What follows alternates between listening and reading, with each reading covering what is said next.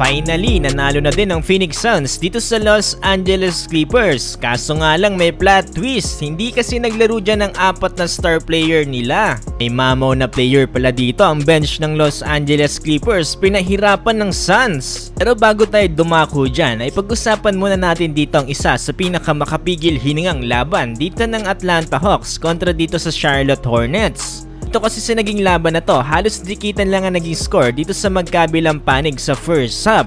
Nagpakawala pa nga dito ng isang insane monster poster dunk dito si Brandon Miller. Halos ma-hype nga dyan ang commentator dito ng Hornets. What just happened? Brandon Miller happened!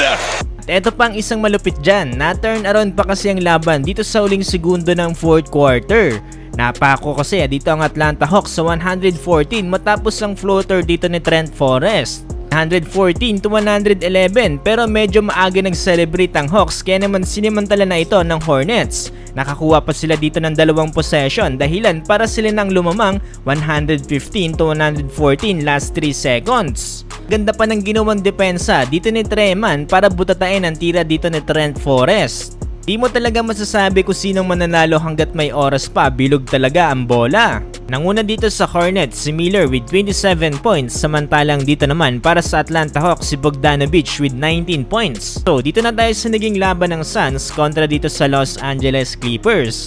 Ilang araw na nga lang ang natitira bago magsimula ang NBA playoffs kaya naman kanya-kanya na ang paghahanda ng mga NBA teams. Hindi na nga rin pinaglalaro ang mga star players dito ng ilang kupunan gaya na lamang ang ginawa dito ng Los Angeles Clippers. Tapos kasi nilang manalo sa blowout game nila kontra sa Suns dito kahapon kung saan nakapagtala ng triple-double dito si Brody ay pinagpahinga na nila ito ngayong araw. Pero kahit wala dyan ang mga star players ng Los Angeles Clippers ay hindi pa rin pala ito magiging easy win para dito sa Phoenix Suns. Dahil mas lalo palang lalabas sa mga tinatagong diamante dito ng Clippers. Kagaya na lamang dito ng bench player na si Bones Hyland na kung saan nakapagdala ng 37 points, 4 rebounds, 9 assists, and 3 steals. Ay matapos siyang gawing ngayong starting lineup dito sa naging laban nila sa Suns kung saan ay nagkaroon siya ng 43 minutes of playing time.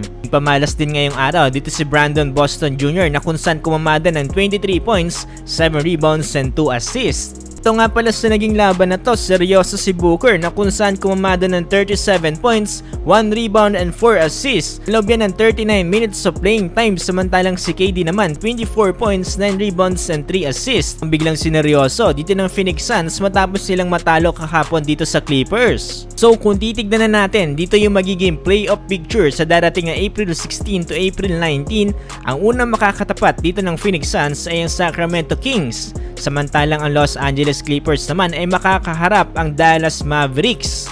Sobrang tindi kaagad dyan na magiging laban.